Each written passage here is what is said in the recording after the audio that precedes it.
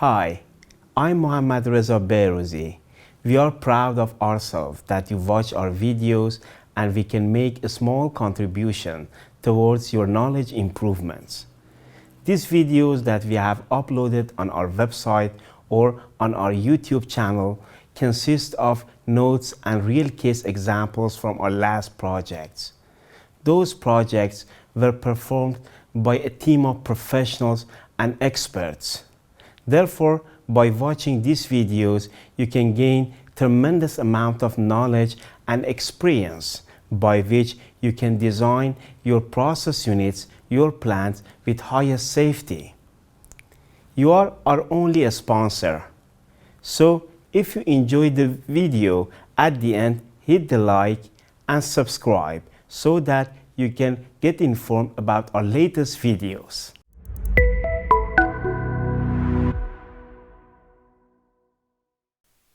In these episodes, we're going to talk about one of the most important chemicals which is added to the boilers, which is neutralizing amines. In these episodes, at first, we're going to talk about what a neutralizing amine is.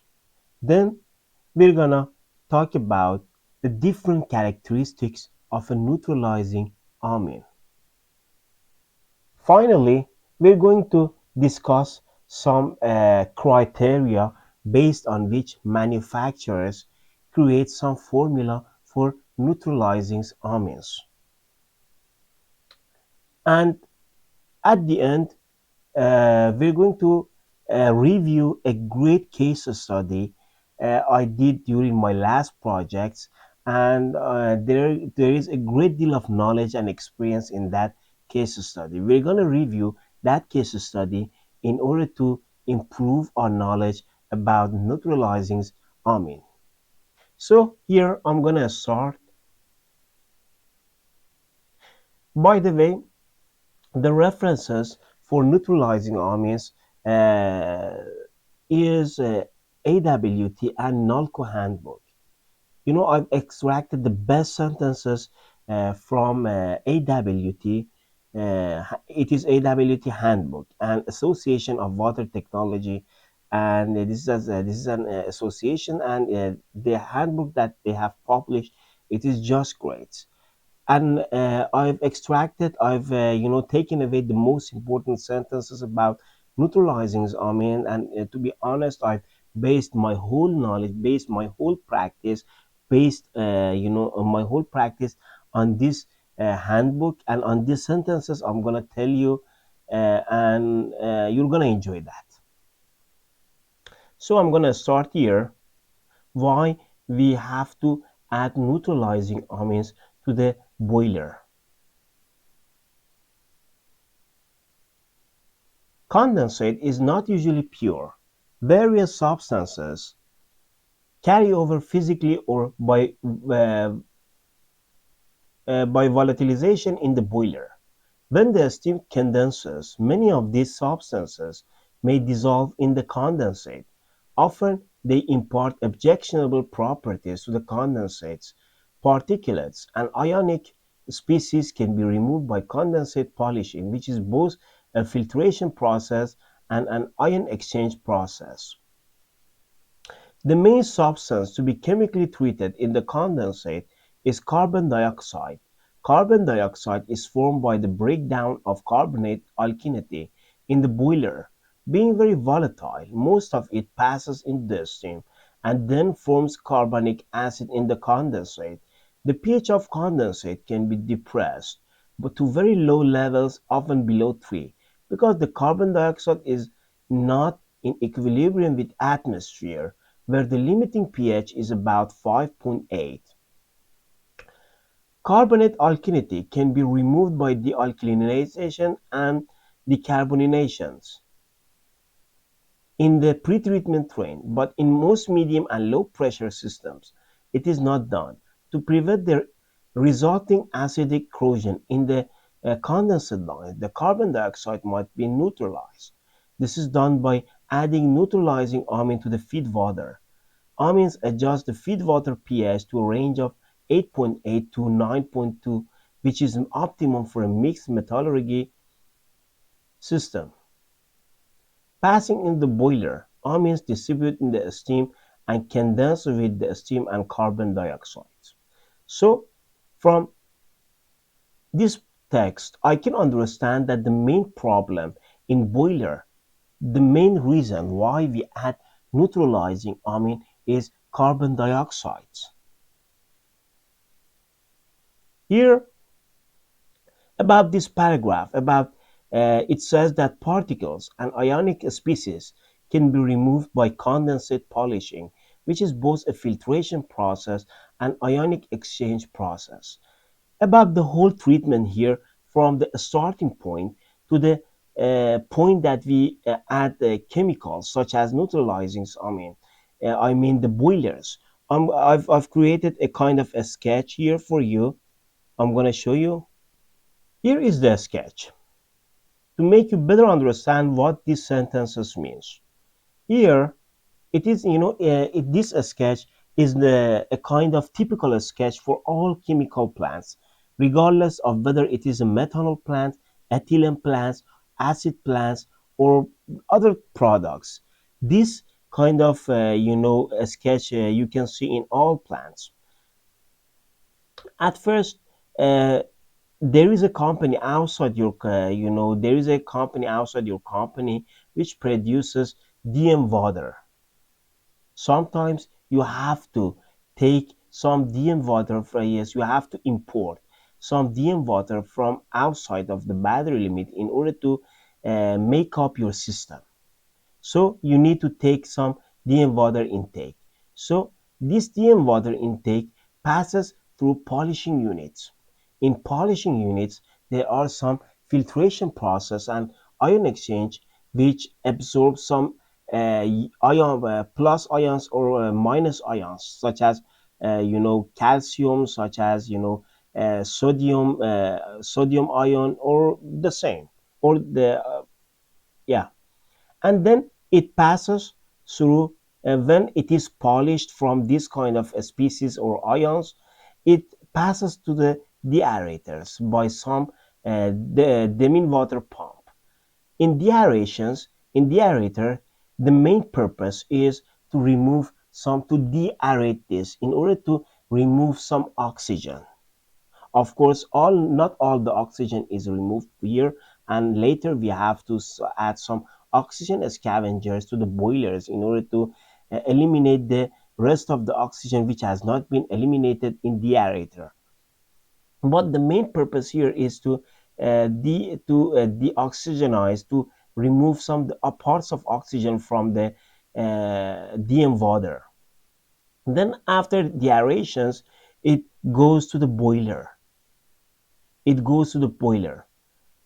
In boiler, we add some chemicals such as oxygen scavengers, neutralizing amine, and scale inhibitors, which is a phosphate base. Of course, in other episodes, you can for oxygen scavengers, for phosphates, for scale inhibitors, you can go to my websites and download the episodes about oxygen scavengers and scale inhibitors. Here we add some chemicals in order to remove the oxygen, in order to remove carbon dioxide, and then here after producing a steam, it goes to the steam turbine. The steam here is, of course, is fit to the steam turbine, and after a steam turbine, some condensates is produced, and the produced condensates is returned back to the polishing units. So it is added to the DM water here, and alongside the DM water, it passes through polishing units, and all species such as particles such as ions is absorbed by the polishing units and ion exchange reactors. But remember, we have carbon dioxide is not removed in this process, and because of this, since we have carbon dioxides in this BFW boiler feed water, the intake and out of the boiler, we have to add some chemicals such as neutralizing amines in order to eliminate the carbon dioxides.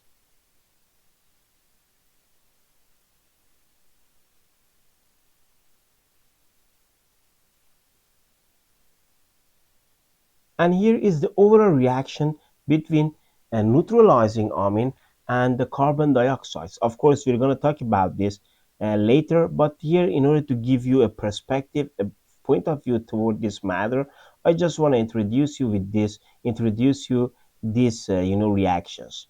Here we have neutralizing amine, which reacts with the water and results in this species and this alkalinity. Then we have carbon dioxides in the water, which reacts with the water and creates carbon dioxide, creates as a carbonic acid here, and of course it decomposes to uh, hydrogen ion and this species. Then if you if you have all of this in one reaction, this one and this one in one reaction, like this one cancels this one and produces water, and this one reacts with the water. Therefore, carbon dioxide here is eliminated or is converted to a neutralized complex.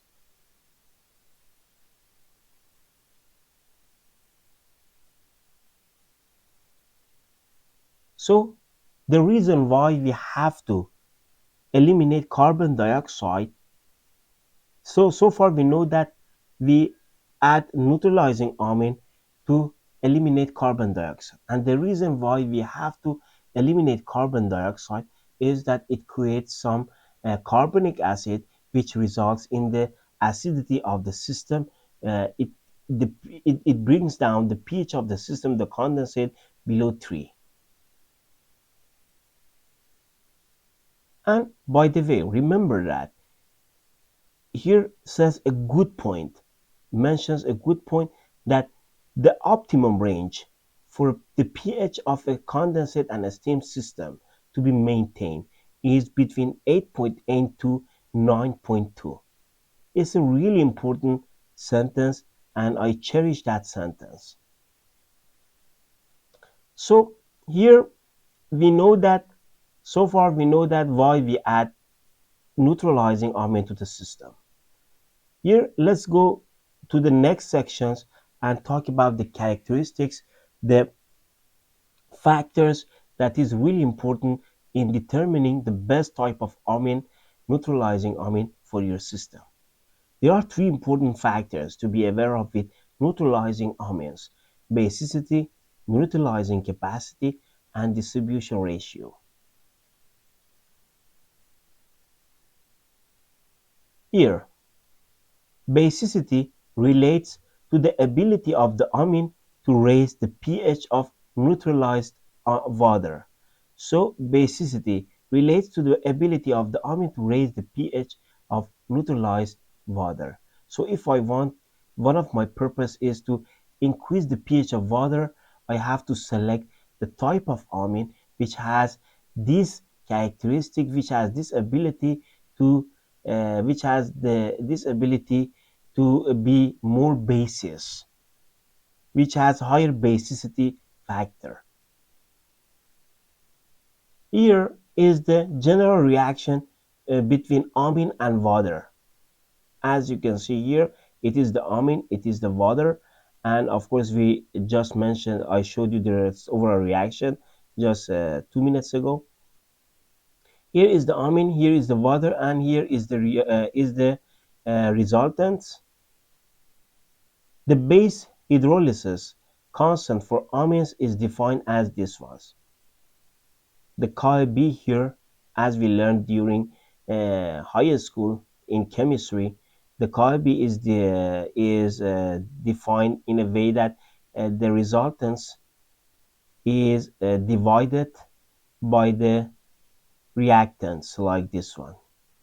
And since it is a water base, we do not include water in this equation. So this one is multiplied by this one and divided by the concentration of this one. So the greater the value for carbon, the more basic is the amine. So if I want to raise the pH of a water, I have to select the amine which has more basicity. and in order for that amine to has more basicity, this KIB for that amine should be higher. On a molar basis, an amine with a larger value of KIB will raise the pH of pure water higher than will an amine of lower KIB.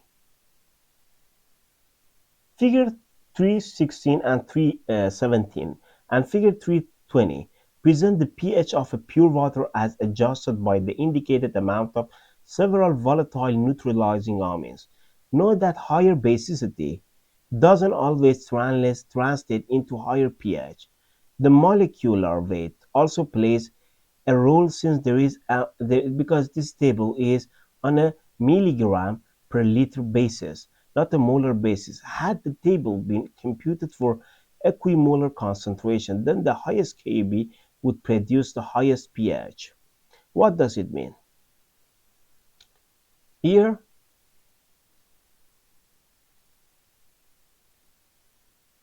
we have this table, pH adjustment capacity of amines pH versus amine concentrations. Uh, Before focusing on this sentence, what this sentence means, I want to talk about this table and what different types of amine, at least their name. Here, as you can see, we have the milligram per liter or ppm of these amines, and here we have the types of amines, and here, as you can see, we have the resultant pH. If, for instance, if I use this amount of this ppm of this cyclo, it gives me this pH. Or if I use this amount of, for instance, this amine, MOPA amine, it gives me this pH. But what cyclo or MOPA or DEAE or morph are? Cyclo is cyclohexylamine. DAE is the diethyl aminoethanol. MOPA is methoxypropylamine. Morph is morpholine. DMPA is dimethylpropylamine. DEA is the diethanolamine. MEA is the monoethanolamine, and NH3 is the ammonia. So you know that we have these common types of amine which are used in neutralizing amine formulation. I'm going to talk about this later at length, don't worry about this one, but now let's focus on this last sentence. Here it talks about this table particularly. As you can see here,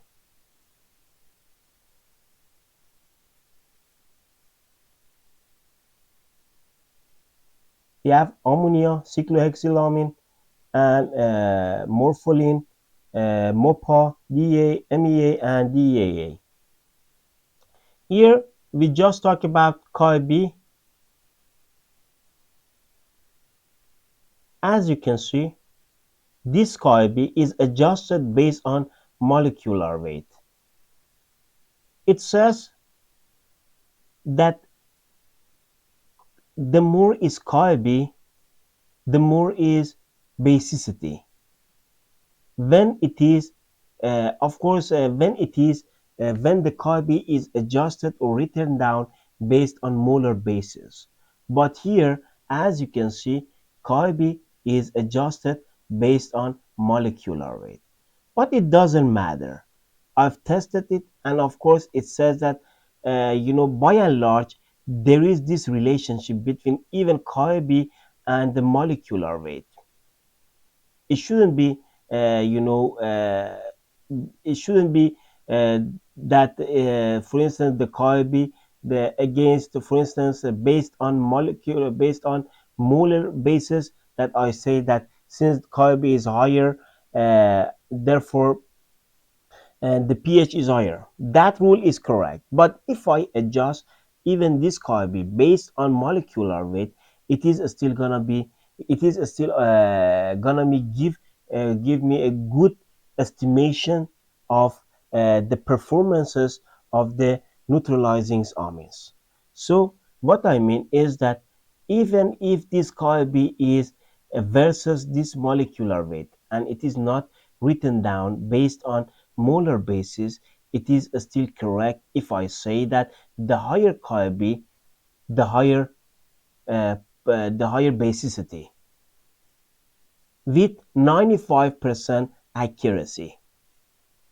I'm emphasizing with 95% accuracy. With not one, I cannot say that for sure. So here, cyclohexylamine has the highest KIB. It means that it's gonna give me the highest capability of raising pH of water. The second one is MOPA, as you can see here. The third one is MEA.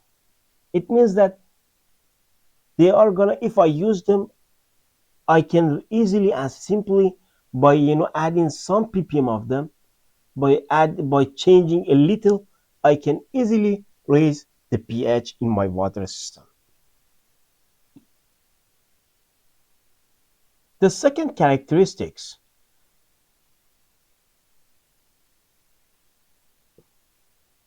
I'm going to talk about is about neutralizing capacity. This parameter relates to the capacity of the amine to neutralize carbon dioxide. The neutralizing reaction here is this. Amine reacts with carbonic acid and it produces these resultants. The reaction is stoichiometric. The lower the molecular weight of the amine, the greater the neutralizing capacity. It has nothing to do with the basicity of the amine. So the lower the molecular weight of the amine, the greater the neutralizing capacity of that amine. I'm gonna use that table again. It's a great table. I love this table. This table is from AWT and it is really perfect. I've used it for many times and it is proven. Here we have the amine types. Here we have the molecular weight of the amines, and here we have the neutralizing capacity. As you can see here, the lower the molecular weight, the higher the neutralizing capacity. If an amine has a lower molecular weight, it means that that amine has more power to neutralize more carbon dioxide. From these molecular weights, I can see that ammonia has the lowest molecular weight. So if you look at this neutralizing capacity, corresponding neutralizing capacity here, I can say for sure that ammonia has the highest neutralizing capacity. If you look at here, all of them are 0.4, 0.3, 0.5, but it is 2.6 approximately. The second one is MEA. MEA has 60. It has the molecular weight of 61, and it has a neutralizing capacity of 0.72. So it comes in second place after ammonia. Then we have, uh, you know, morpholine, which is 87, and the neutralizing capacity of this one is 0.5. And then we have MOPA with the neutralizing capacity of 0.49. The higher the molecular weight becomes, the lower the neutralizing capacity becomes.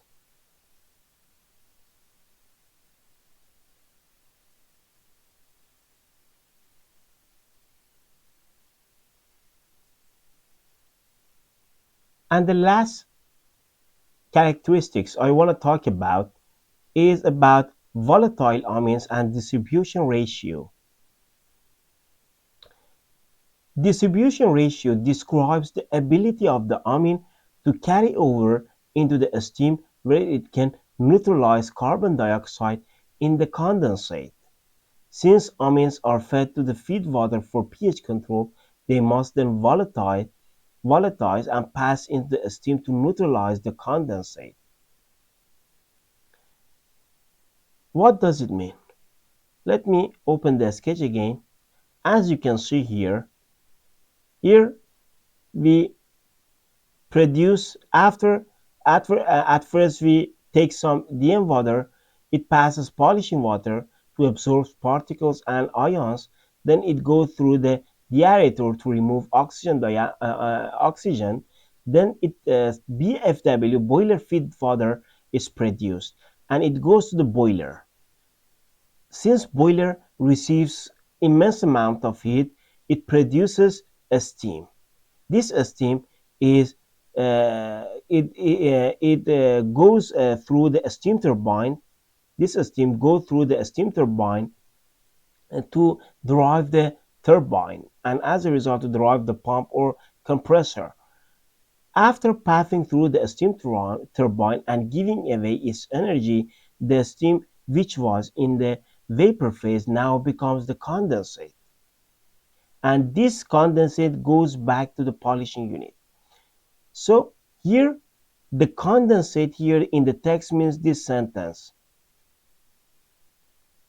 In the sentence means this one. To carry over in this steam where it can neutralize carbon dioxide in the condensate. Here it doesn't mean here of course here BFW before going to the boiler is in a condensate phase, in a liquid phase. It doesn't mean the condensate stated in that sentence doesn't relate to this condensate, to this PFW. In fact, it relates to this the resultant condensate after passing turbine. The steam go through this one and some condensate is produced. But in order to protect this lining from a steam turbine to the polishing unit, the neutralizing amine should have this ability to be volatile, to pass through the steam, and after passing through a steam and staying in the steam, be able to be condensed with the condensate and neutralize the remaining carbon dioxide in the condensate here. So I'm going to repeat that. The neutralizing amine should have this ability to be able to be passed through the steam here. Then after passing the steam, it should be able to be condensed with the liquid produced in the steam turbine to neutralize the remaining carbon dioxide here in the condensate in order to protect the lining from here to the here to here.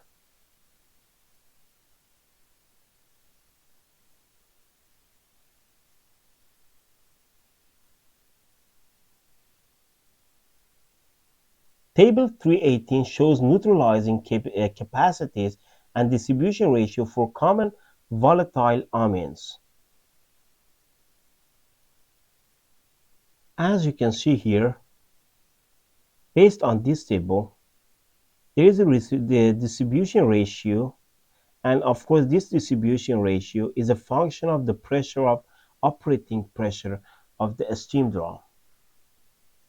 In three pressures, 0 bar gauge, 200 psi, 0 psi gauge, 200 psi gauge, and 1000 psi gauge, these distribution ratio are given here, are provided for these amine types.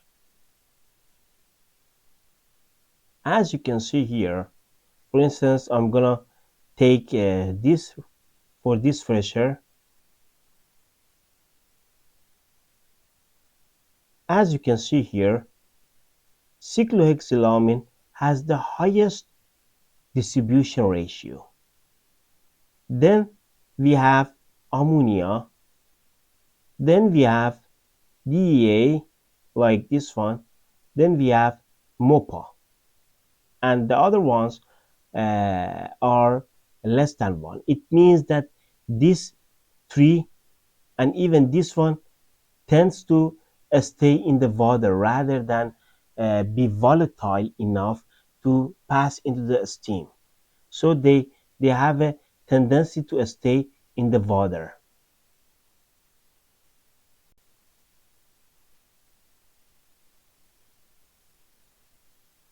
The distribution of the amine in the steam is straightforward. The distribution ratio expresses the ratio of concentration of amine in each phase, as shown in equation below. Distribution ratio equals amine in steam divided by amine in the boiler. However, the concentration itself is not directly evident.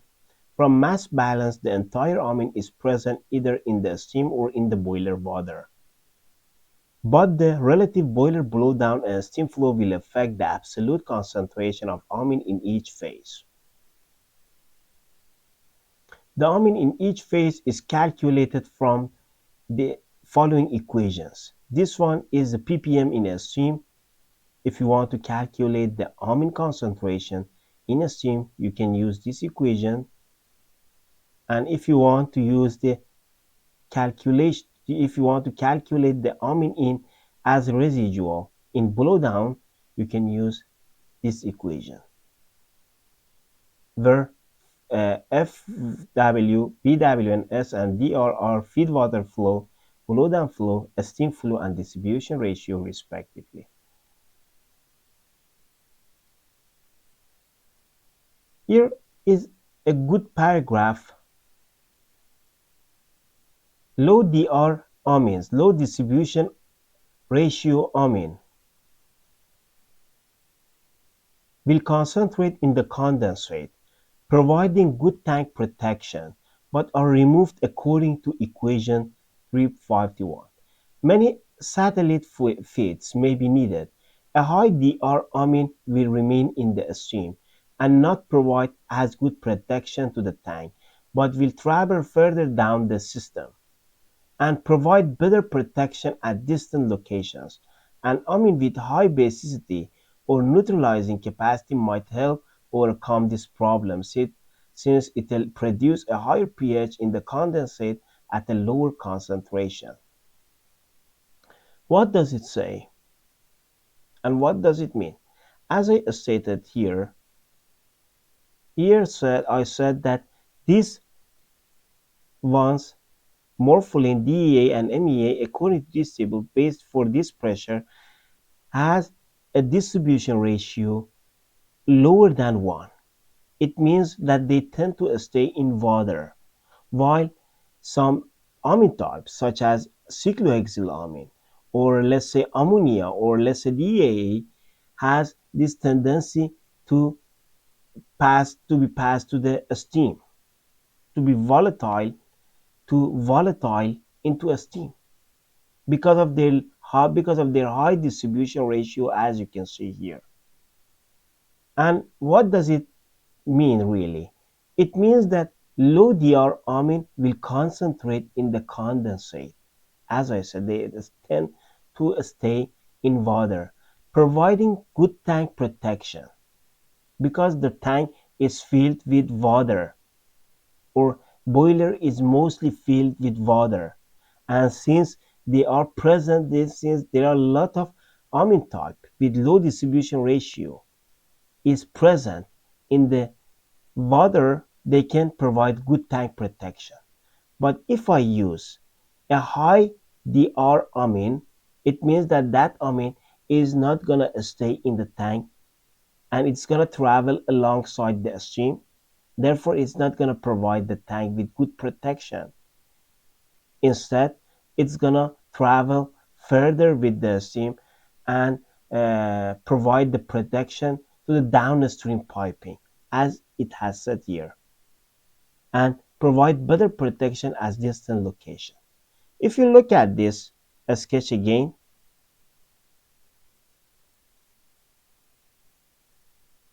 If I use a high DR, I mean with high distribution ratio, it can travel alongside with the steam, passes through the steam turbine, and be condensed with the liquid produced here, and can neutralize carbon dioxide here, can do its activity and can do its tasks here at distance piping. But if I use a amine with low distribution ratio, it's not gonna pass into the system. In fact, it's gonna stay in the boiler and protect the boiler itself, or it's gonna in fact protect the piping here, the connecting piping between the aerator and the boiler. So far, we have talked about different parameters and characteristics by which we could determine the best type of amine for our applications. At first, we talked about the basicity. We said that an amine with higher, approximately with higher Kb factor means has more power of basicity and therefore can raise the pH in a better way.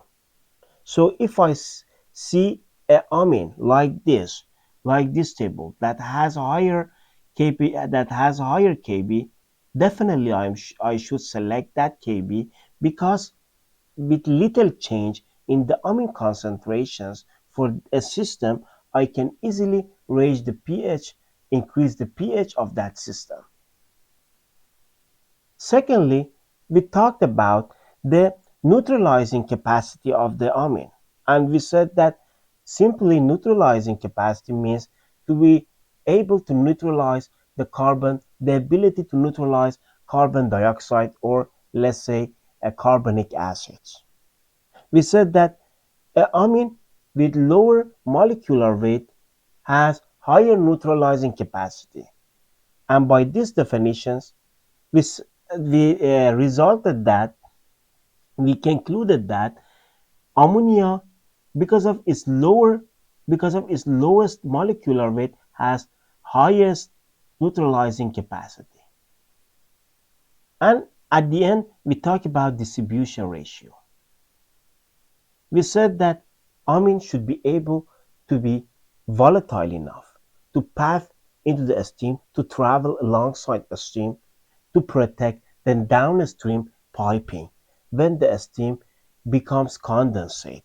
And if there is some traces of carbon dioxide still present in the system, this neutralizing amine should be able to pass into the steam and be condensed with the liquid to neutralize the remaining carbon dioxides. But remember, should I select just one amine? As you can see here, one amine, for instance, like this one, has good neutralizing capacity, but unfortunately, the distribution ratio is not good. Or like this one, it has lower neutralizing capacity. This one, it has lower neutralizing capacity compared to this one, but has higher distribution ratio compared to this one.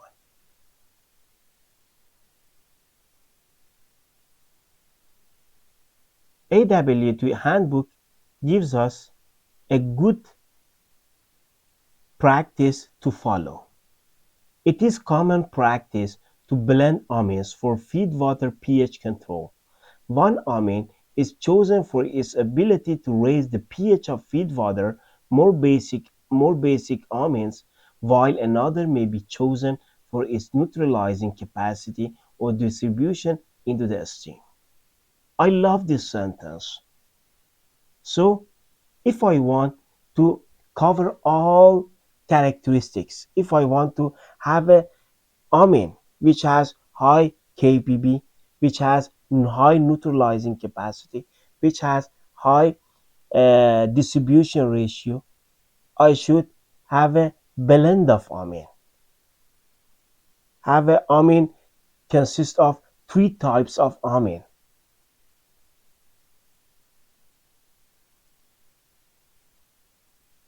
Remember, let's get back to the sketch.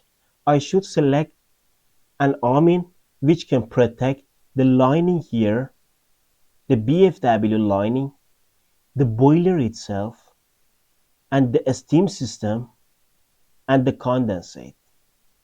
So it should have, so I've seen, for instance, some manufacturers of neutralizing amines that they use two blends, a blend of two amines, or let's say a blend of three amines.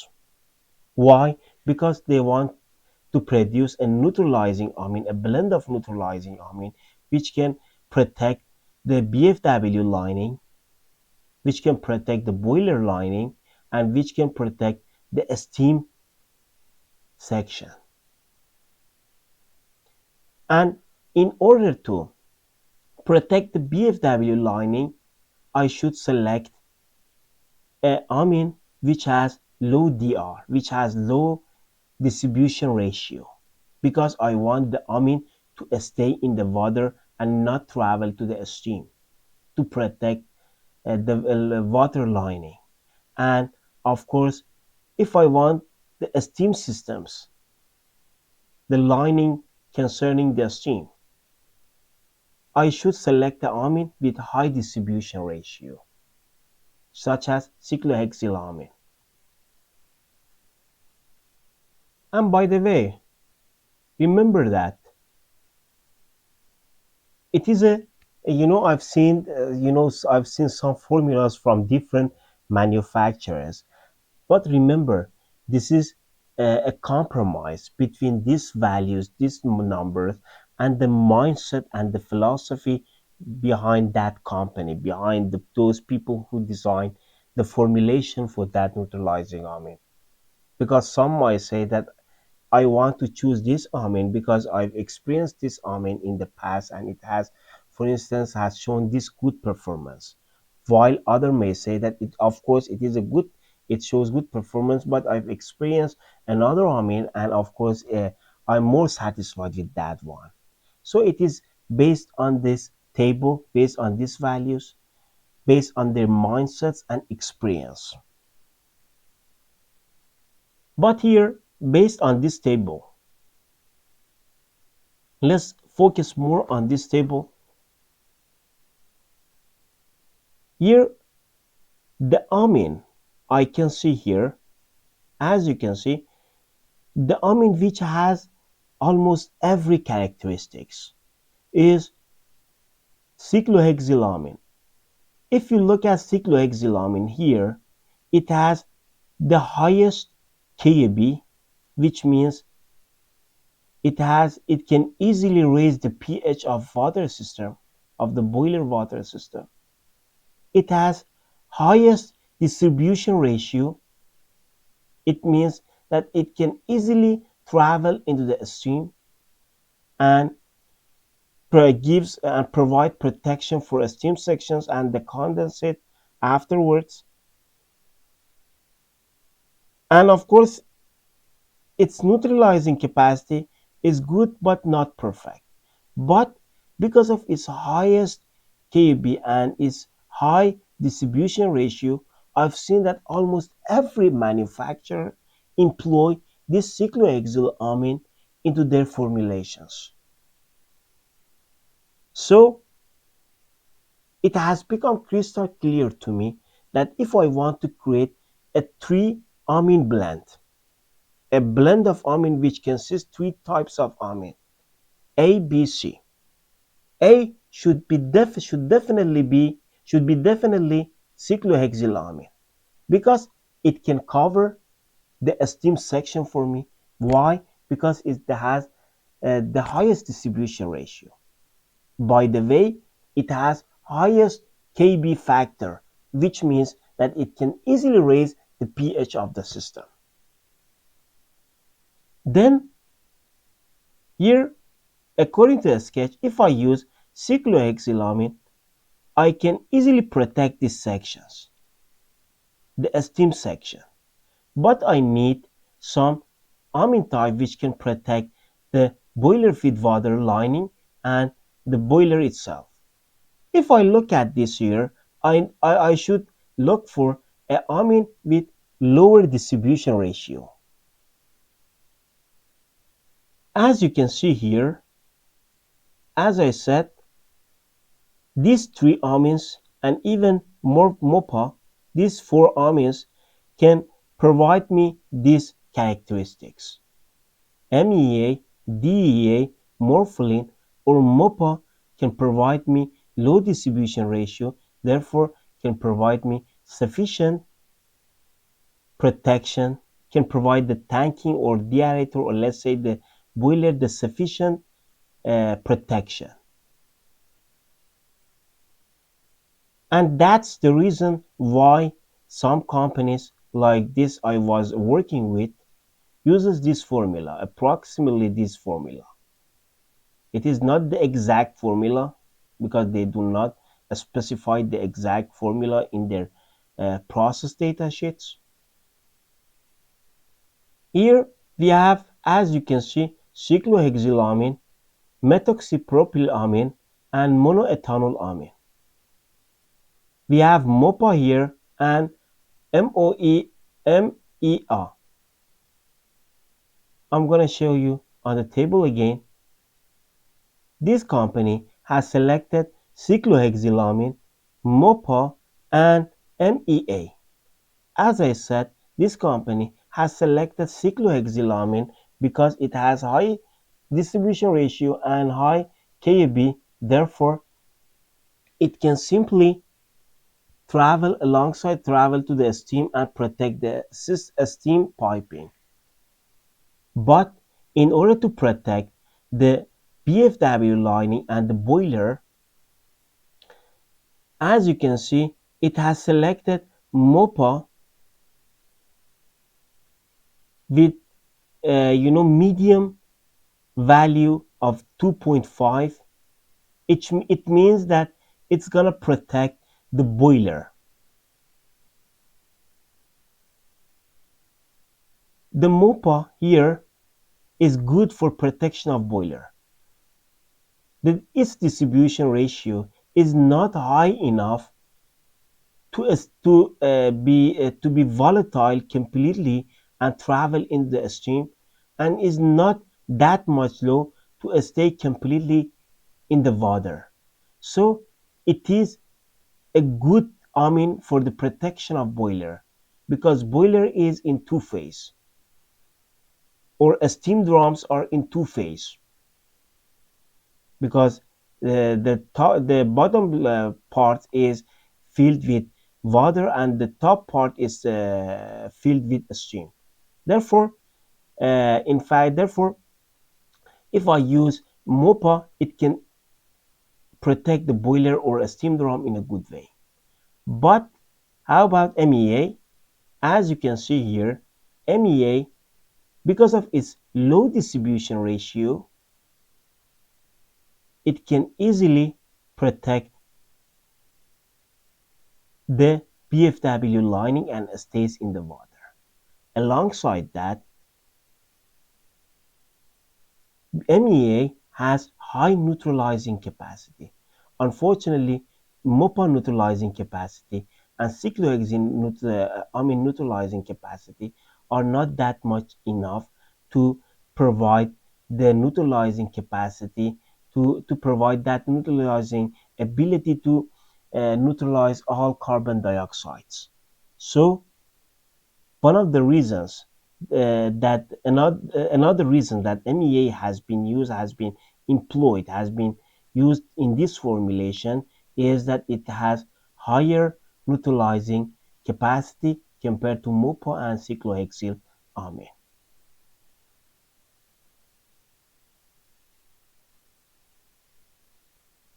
If you look at this table closely, you can see here we have ammonia, and it has good neutralizing capacity. and it has high distribution ratio. And of course, I've tested this, before using, to be honest, before using a blend of amine for my system, I used ammonia as the neutralizing amine, only ammonia. But after a while, I decided, because of some problems I'm going to tell you, I changed it to a blend of neutralizing amines. Ammonia is a good product, and if you compare the cost of ammonia, it is cheaper, it is more available, and of course it can, in some situations raise the pH of the system in a good way. Everything is good. But why did I change or replace the ammonia product as neutralizing amine with a blend of neutralizing amine, which consisted of cyclohexylamine, MOPA, and MEA?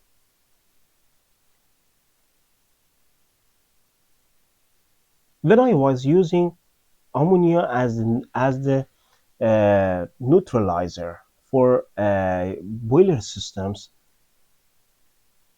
I experienced high demand of acid and caustic in polishing units. Why do I need acid and caustic in polishing units? In polishing units, there are some ion exchange reactors. And these ion exchange reactors, as I stated at the start of my lecture, absorbs some ions, or let's say particles. But after a time, after let's say 10 days, the capacity of them becomes full in a way that they can perform well. So operators, operation personnel, or process engineers are supposed to add acid and caustic in order to regenerate the resin inside the reactors, so that the resin inside the reactors will recover its ability to absorb ion or other particles to the normal level. When I was using ammonia as neutralizing capacity, these resins in the reactors, you know, they lost their capacity every 2 days. They were losing their capacity every 2 days. Therefore, they demanded regeneration every 2 or 3 days. Because and how could I understand this? Because the pH of the regenerators, the conductivity of the water which was passing through these reactors was not the same as before. I started, for instance, in one day, in first day, I regenerate them, but after 3 days, the conductivity became high, and the pH changed, and it was not normal. Every 2 day, every 3 days, or sometimes every 4 days, I had to do the same. But according to the operating manual of the polishing unit, of the manufacturer of the polishing unit, or let's say the resin, I was supposed to regenerate the resin in the reactor every 10 days. So when I saw such discrepancy among about the regeneration time, I thought about it and thought about it. I read some manuals and decided, and of course talked to some manufacturers of chemicals, and consulted with them, and decided to change the ammonia. When I changed the ammonia to blend of amines, everything solved. Everything, the problem was solved. And of course, nowadays that I use a blend of amines, I regenerate amines 10 days, or let's say 2 weeks, 9 days, which is according to the operating manual of the manufacturers of the resins. So I had this experience I wanted to share with you. When you use amine for your system, remember that remember that the load on the polishing unit the load on the polishing unit becomes high, and it demands more acid and caustic for its regeneration purposes.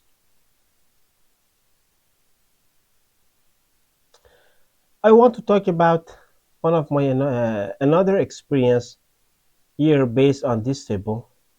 I promise you to come back to this table and talk about this. Here, as you can see here,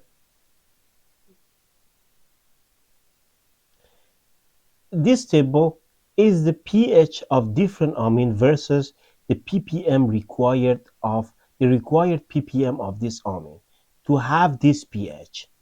For instance, as I said, if I want to have the pH 9.75, 9.57, I need to have 4 ppm of cyclo in the system. Or I can say that 4 ppm of of amine of cyclo gives me the pH of 9.7 9.57. 4 ppm of DEAA alone gives me the pH of 9.4. 4 ppm of morpholine gives me the pH of 9.02, and the same happens for other amines. The important note here is that imagine this: if I want to increase the pH from 9 to 9.4, how much do I need to as ppm of chemical add to the system? If you look at here for a cyclo, for instance, I need what ppm of cyclo to have the pH of 9 in the system. I have to raise the ppm of cyclo to 3 to have this pH. So it means that the consumption rate of the cyclo becomes 3 times the first consumption, which was 1 ppm. Approximately the same happens for other amine. For instance, look at here for MOPA. If you look at MOPA, if I get 1 ppm of MOPA, I get the pH of 9. And if I get 3 ppm of MOPA, I get the pH of 9.43. Another one, this one. If I use 1 ppm of MEA, I get pH of 9.08. And if I get 4 ppm of this, I get the pH of 9.51. Sorry, if I use 3 ppm, I get the pH of 9.43. Approximately for all of them, it becomes 3 times. And that's the reason why this statement is really important, that it says that the optimum range of pH should be between 8.8 to 9.2. Why? Because this pH, of course, I know that if I keep the pH at 9.8, it is better for me, because I'm sure that it gives the highest protection against carbonic acid.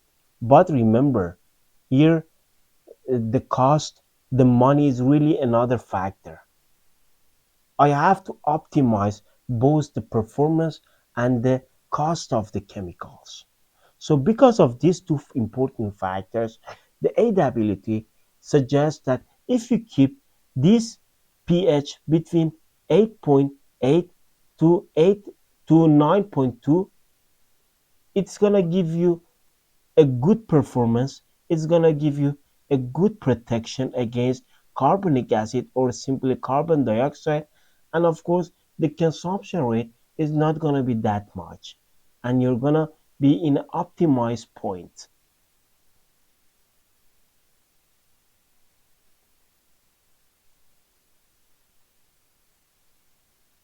Let's talk about other characteristics of amines. Thermal stability. All organic molecules, including amines, have specific temperature limitations above which they thermally decompose. Most water treatment chemicals commonly used in boiler systems have been chosen for their exceptional thermal stability, yet all eventually break down in the boiler system given sufficient heat and holding time. Amine thermal stability is primarily dependent on time at temperature, but system oxygen can also be a factor. The superheater is typically the location of highest heat within the boiler system. Because exposure time to superheat temperatures is extremely short, many amines can be used at temperatures above their known decomposition temperatures without appreciable loss. Amines used in systems with reheat have significantly more exposure time at high temperatures and typically see a higher percentage loss. So, amine stability is a function of temperature and holding time. It says that all amines, approximately all amines, can withstand the temperature in superheaters. Why? You might ask, why does it happen when they experience high reflux of heat, and this high reflux of heat can break them down? But remember, the reason why they can withstand such high temperature is that they're not gonna be exposed to that high reflux of heat in a great time, in a lot of time. They're just gonna experience that high flux of heat in short time. And because of this short time, they're not gonna break down. In work reported by the Electric Power Research Institute in the early 90s, the relative stability of several amines was listed as below.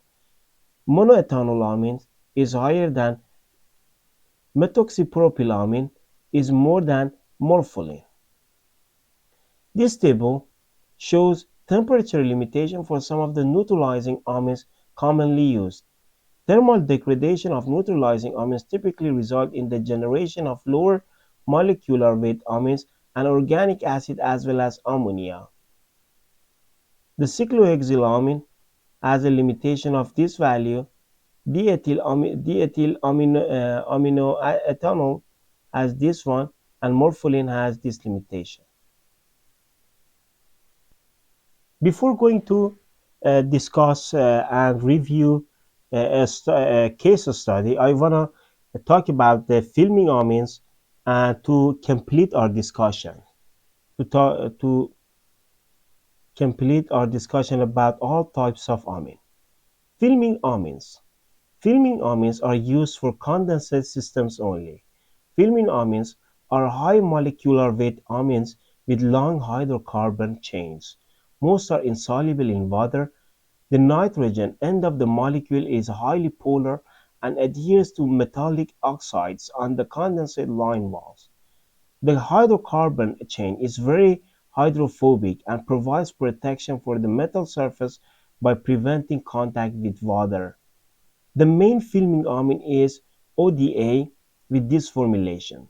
It is a very waxy material at room temperature and must be heated in order to be fed. Feed is accomplished by heating the amine so that it flows freely, then mixing it with demineralized water. It is then fed directly in the steam header with an injection coil. A stainless steel or alloys is needed as the concentrated solution is aggressive to steel or copper alloy metallurgy. ODA is sometimes fed as the acetate salt, which is more soluble. Acetate decomposes to liberate ODA and a small amount of acetic acid. The feed rate is based on a steam flow and is typically about 1 to 5 milligram lead active amine. The solution should be held at elevated temperature, around 100 Fahrenheit. Make down water should be demineralized water or condensate. Solution fed directly to a steam should be free of dissolved solids. Also, since dissolved solids can coagulate films amines, they should not be fed to the system with high carryover from the boiler. Remember, feed need not to be continuous unless fed to high flow velocity areas. The film are persistent and may need to be maintained only by intermittent feed. Once a day for a few hours may be enough to maintain good protection. Use of filming amines in complex steam distribution system is a problem. Many satellite feed points are needed as the amine doesn't travel as far in the steam as the more volatile neutralizing amines. Filming amines can undercut all oxide deposits and cause them to slough off. The deposit then travel at high velocity in the steam line, leading to erosive wear or clogging of steam traps or valves. For that reason, use of filming amines in older systems should be carefully considered before a decision is made to feed them. So, filming amine from this text, it says that filming amines are mostly used for condensate, are only used for condensate systems. Secondly, because of its being waxy, they need to be preheated before injection. Secondly, it should be diluted, it should be mixed with DM water. Three important notes. The amount of filming amine that we need as active is 1 to 5 milligram per liter, 1 to 5 ppm. And of course, there is no need to feed the filming amine continuously.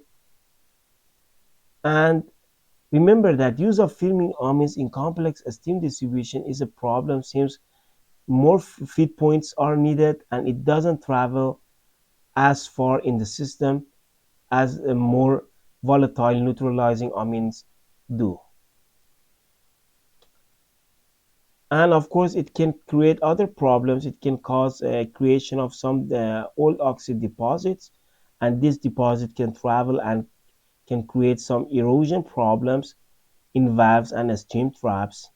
Therefore, a careful decision should be made before using filming amine as the neutralize as the amine which should be used for the raise of pH in your system. I want to discuss right now. I want to talk about the case study.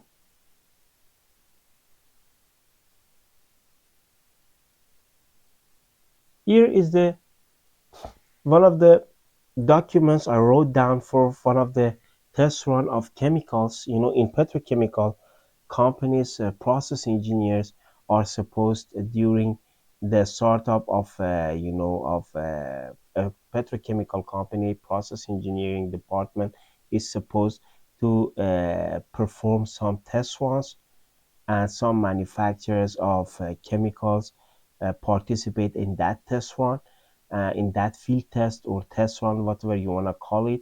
And the process engineers test their products for about 3 months, 2 months, and for each products, and they track down their performance. They fill in some log sheets in order to check and evaluate its performance. And after the end of the test run, they will based on the performance and the consumption of each chemical, they are supposed to select the best type of amine for that systems. I prepared this document for that test run. uh, and this test one is for boiler, high pressure boiler. The amine and phosphates are utilized for BFW system with 400 ton per hour when the capacity of the unit is 100%.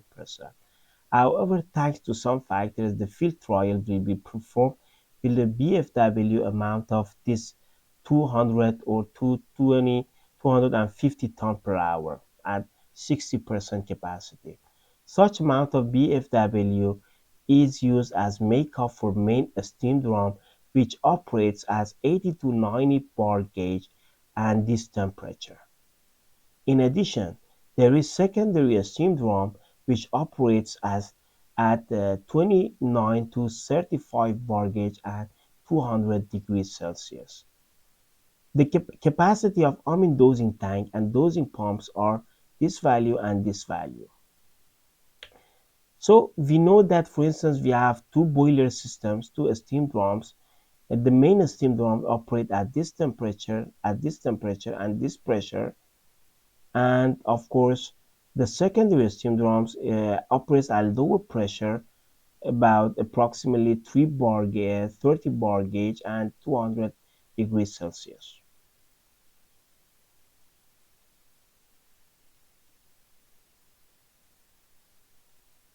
I remembered this document for them.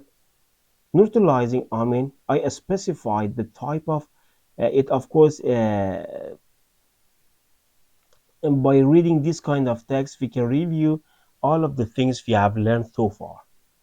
Neutralizing amine which will be utilized in MECO are two component or three component blended amines. Three component blended amine is preferred. Neutralizing amines are designed based on three characteristics: basicity, neutralizing capacity, and distribution ratio.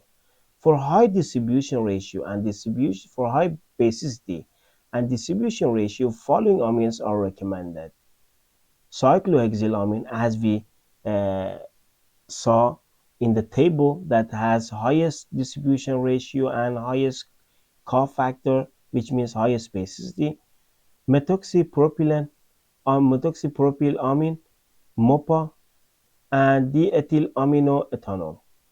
For neutralizing capacity, following amines are recommended based on the table I told you: monoethanolamine, morpholine, and methoxypropylamine. To review and see what I mean, here MEA has the highest neutralizing capacity. If we exclude ammonia among these amines, MEA has the highest one. Then we have morpholine, then we have MOPA.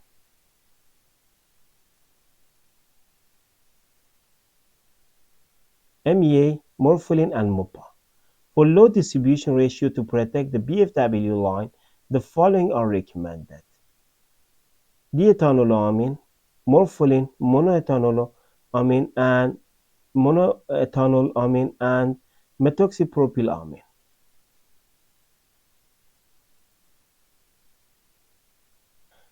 And of course, here I gave some, parameters here which should be uh, maintained about TDS, phosphate, and pH, for instance, against different pressures.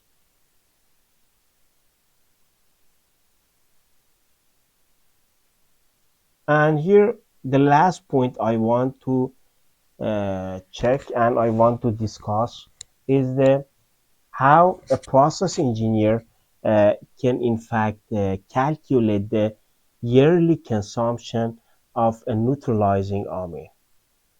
Here is a practical and real example that I did for my petrochemical plant.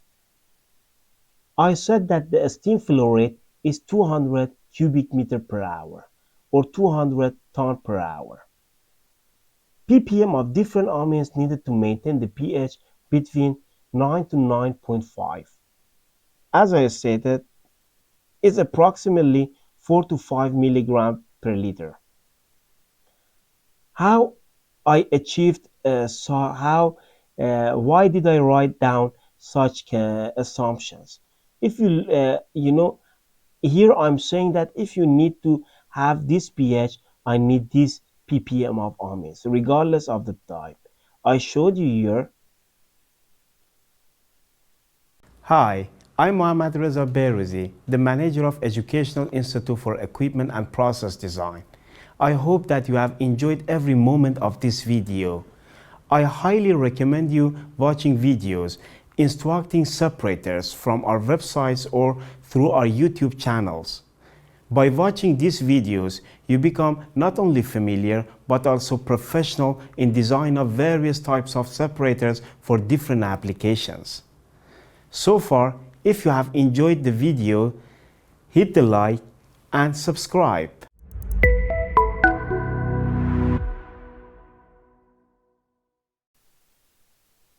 Here, if you look at this table again,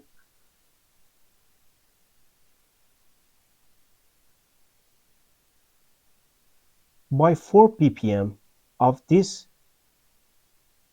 amines, I can get the pH about 9.5.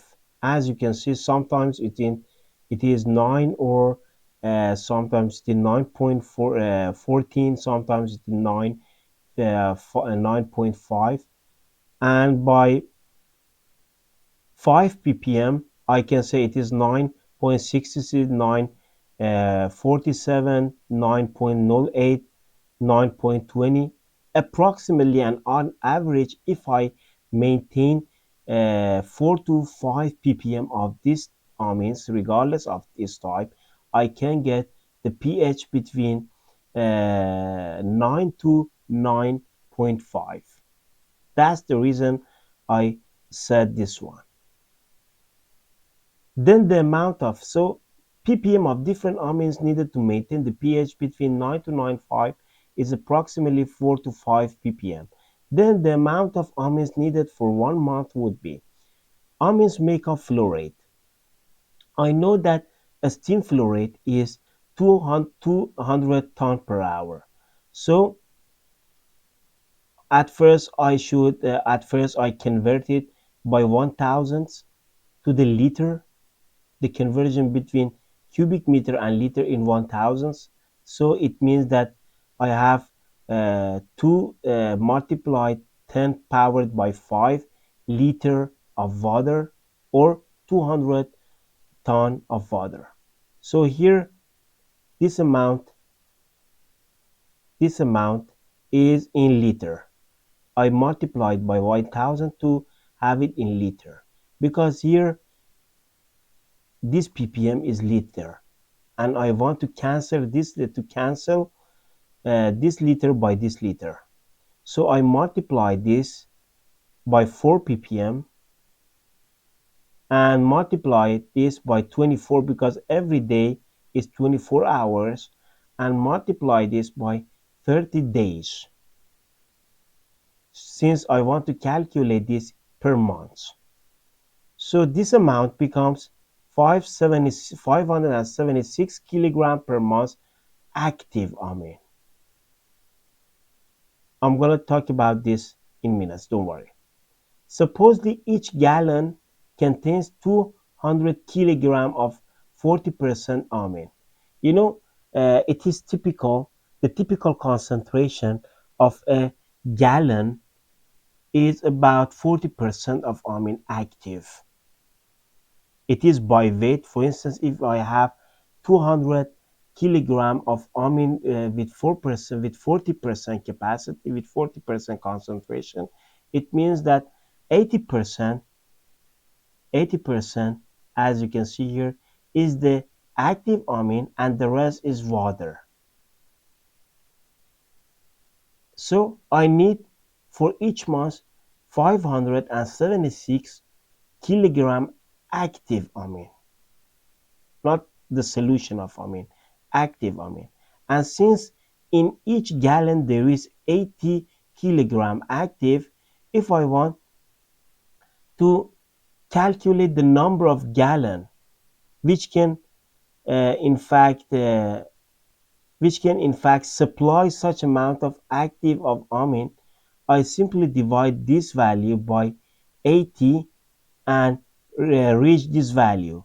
So 7 gallons of amine contains 576 kilogram of amine.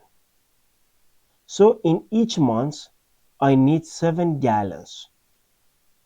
And since each gallon has 200 kilogram per hour, it has 200 kilogram, I need 1,400 kilogram of the solution.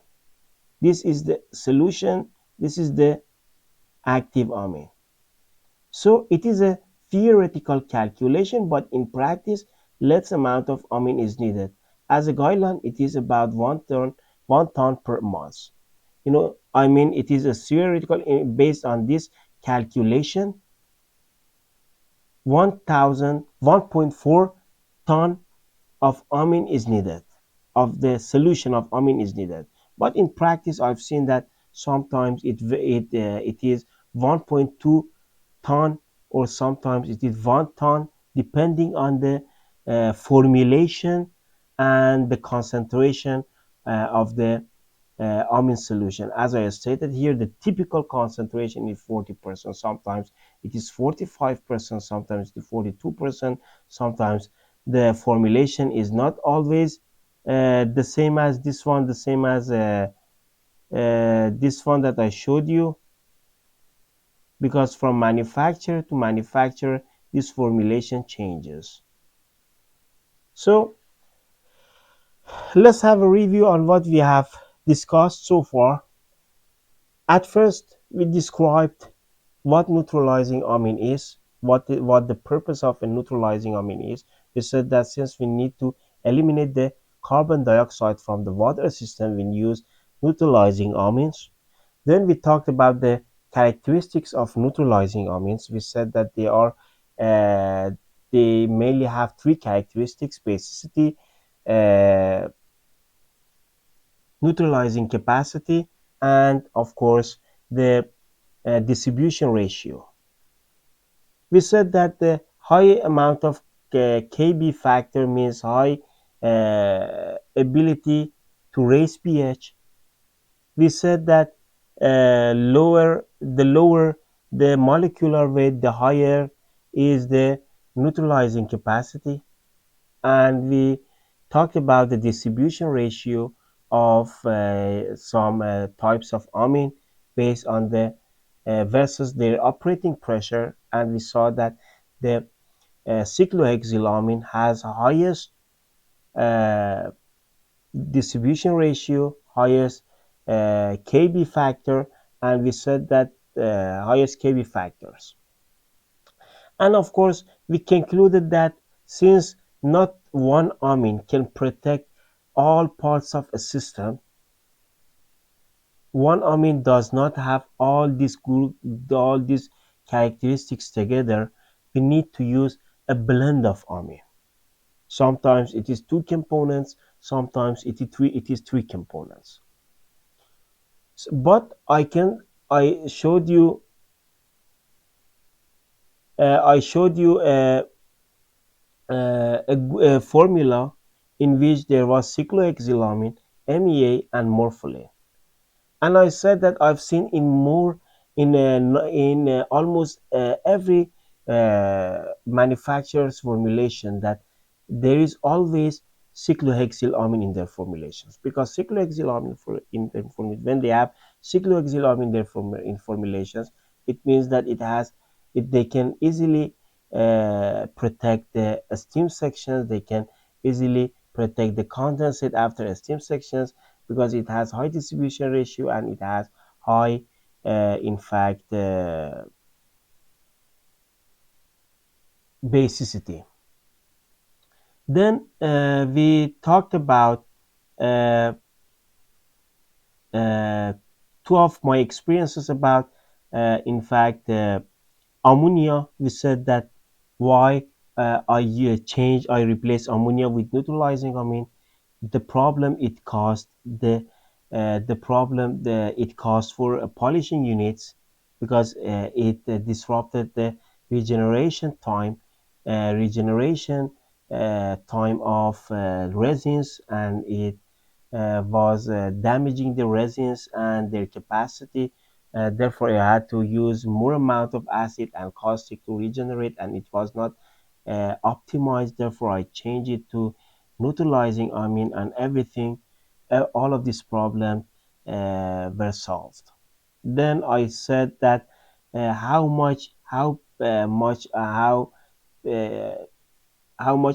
these amines you need in order to maintain the pH between 8.8 to 9.2. Then we checked the neutral, the amine, the filming amine, and we said that filming amine are only used for, in fact, the condensate system, and they should be preheated. They should be mixed with DM water. They might cause some problems, such as erosion problems, and they might not travel like neutralizing amine to the steam. Therefore, they are not preferable compared to neutralizing amines. And of course, we talked about the thermal stability of the amines, compared each amine in terms of their thermal stability. And at the end, we discussed and checked one case study and review all of these matters in one page, and calculated the amount of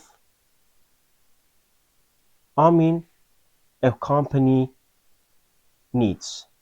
Of course, I gave you the procedure, I gave you the equations here, how you can use, how you can convert this equation, this solution, this procedure for your application, and calculate the yearly or monthly consumption of neutralizing amine for your system. I hope that you have enjoyed every moment of these episodes, and you will be able to utilize this material and knowledge for your application and select the best type of amine for your applications. I wish you a good day and enjoy your life.